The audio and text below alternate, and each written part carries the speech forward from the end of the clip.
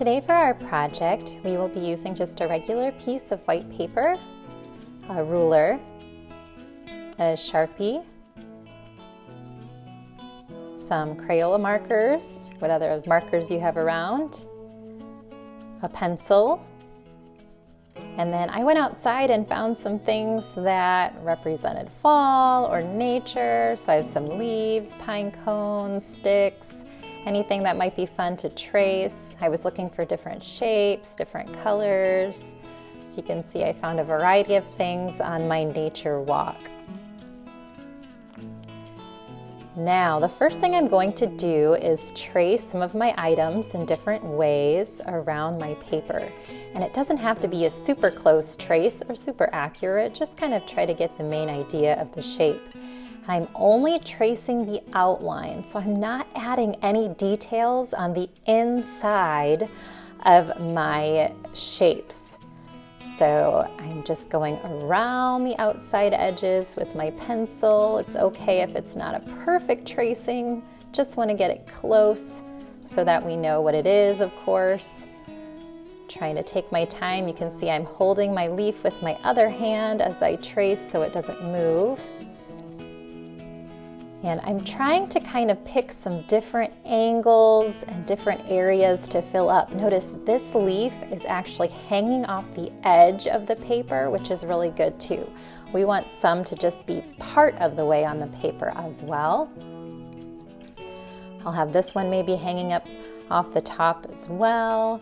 Just gonna trace around the leaves and kind of the outside of these little berry things. I'm not getting too overly detailed, just trying to get the main idea of the shapes. And I basically want to fill my paper with these different shapes. So I'm going to kind of move them around so that I can make sure that everything is kind of filled in. I've got all these floating shapes around my picture. It is okay to use the same leaf more than one time.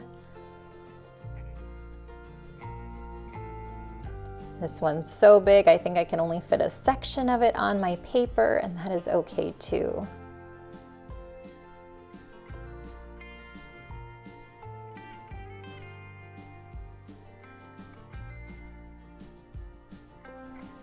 And one more spot right here for this pine cone. Again, this is one I'm just kind of trying to get the basic idea of the shape. It won't be perfect, but that's okay.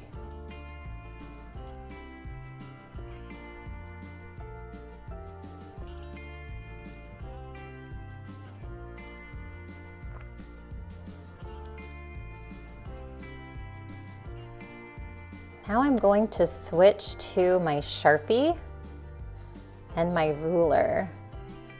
And I'm going to go ahead and draw some vertical lines, so lines that go up and down on my paper with my Sharpie. Now my lines do not need to be equally spaced. They can be super close together, they could be farther apart. As long as they are vertical, it doesn't really matter. I'm going to try to do 4 vertical lines. You can do more if you would like. And then I'm going to do horizontal lines next. So horizontal goes from side to side. Notice I'm going right over my leaf outlines with these lines here. And it's okay if some of them are closer together and some of them are farther apart. They do not need to be equally spaced.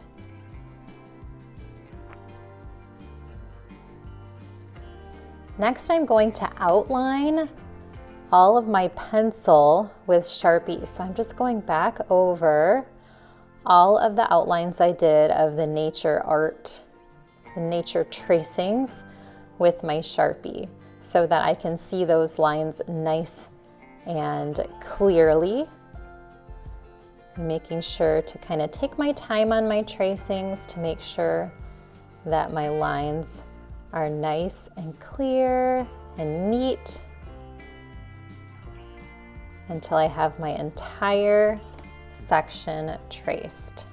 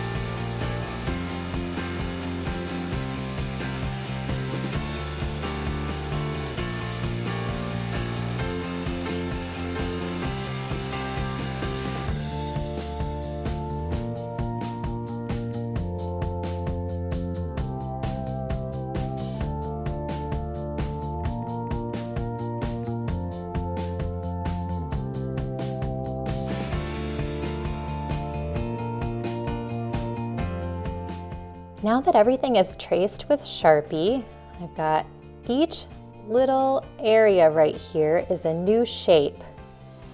And I want to fill a couple of these shapes with some lines, some stripes. So I'm adding some vertical stripes in some of my new shapes.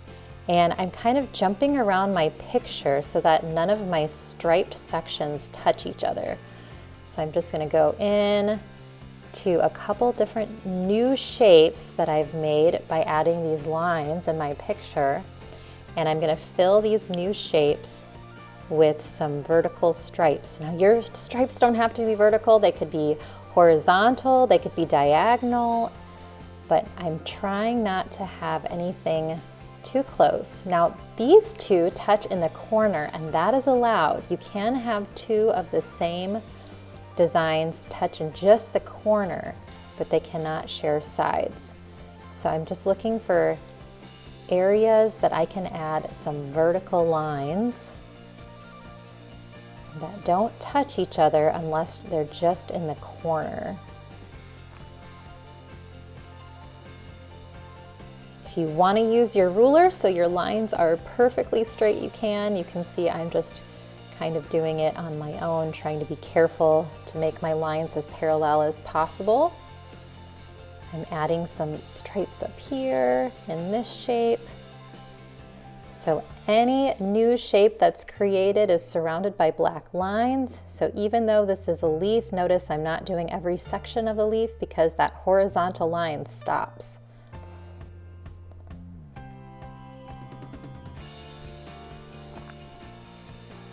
We'll add some in this corner here. And I think I'll do some up in this corner up here as well. Just kind of bouncing around my paper, filling in some of the shapes.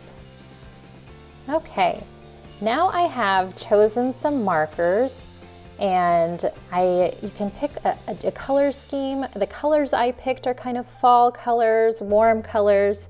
I'm going to start with yellow and I'm going to do the same thing that I did with my striped sections. I'm going to find different shapes, different sections, and I'm going to color them in yellow. And I'm going to make sure that none of my sections touch on the sides. It's okay if they touch in the corners, but they can't touch in the sides of each other. So I'm going to jump around my picture and find some yellow. Yep, no side touching, but corner touching or kind of nearby is okay. So I'll do this section up here yellow. That's inside of the leaves. Maybe I'll do this section right here yellow. I'm just going to kind of jump around my paper to find some areas that I can color in yellow. I'm trying to be nice and neat so that I'm not going over any of my black lines. And I found that it's a lot faster to do this with a fat marker versus a skinny marker, because most of these sections are large enough that you can color them nice and neatly with the fat marker. You can see too, sometimes it's easier to outline it first with marker and then color inside of the area.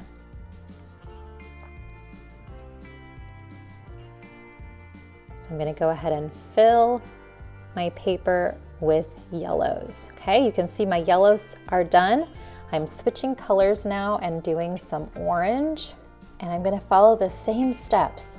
So I am starting with one little section in orange. I can't do the one right next to it, but I can kind of jump around my picture and add other sections in orange as well.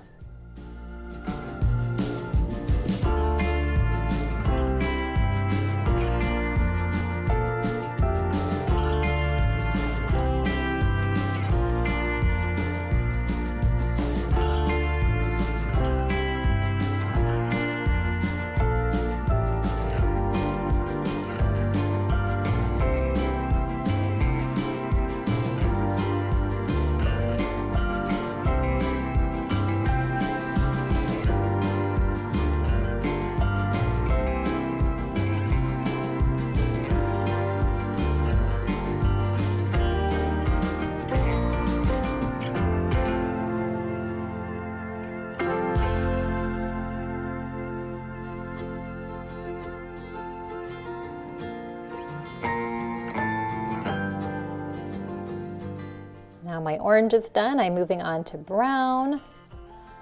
And the same thing goes with my brown. I just want to fill in areas that don't touch each other and kind of jump around my picture. These two touch in the corner, that's okay, as long as they don't touch on the side.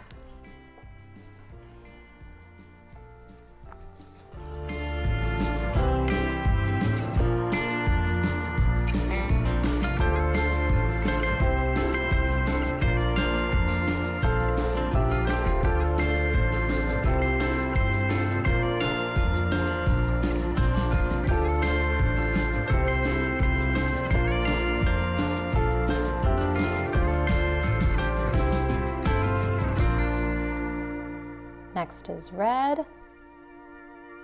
I also want to look for areas that are left. Now, white can be a color that you use, and so I will end up leaving some of my areas white. So my red, I'm just trying to go in and find areas that are white that touch each other and break them up. So there were like 3 whites in this area that touched, so I'm putting a red right in the middle so that the whites will be apart from each other. Here's 3 more whites that touch, so I'm putting some red in the middle of that. Here's a couple more whites that touch, so I'm throwing red in the middle of that. My red marker is a little bit dried out, so I'm trying to get as much out of it as I can. It's not the best marker here. And I'm just trying to fill in any areas that are left.